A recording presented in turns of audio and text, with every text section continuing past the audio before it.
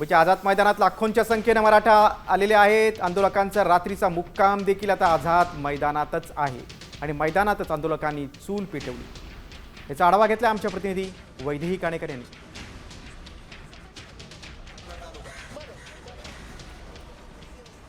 मराठा आरक्षणासाठी मनोज जरांगे पाटील मुंबईमध्ये दाखल झालेले आहेत आणि मुंबईमध्ये त्यांच्या सोबत त्यांचे असंख्य कार्यकर्ते देखील या ठिकाणी दाखल झालेत।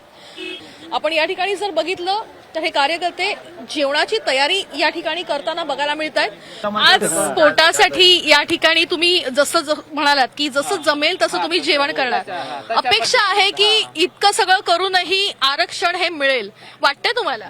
हाय, अशी अपेक्षा आहे आम्हाला। लय खूप म्हणजे लय अपेक्षा आहे, कारण की जरांगे पाटलाकडून त्याची तब्येत बी आता लय सिरियस आहे, पहिल्यासारखी नाही राहिली समजा। ती बी आता लयच म्हणजे आता शेवटचा टप्पा आहे समजा ही आरक्षणचं, समजा असं म्हणायला हरकत नाही सर।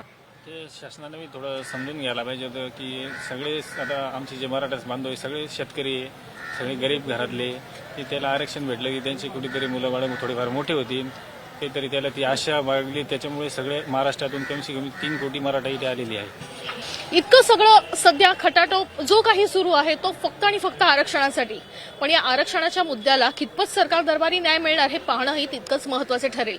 कॅमेरापर्सन नितीनसह वैदेही काणेकर, साम टीव्ही न्यूज, मुंबई।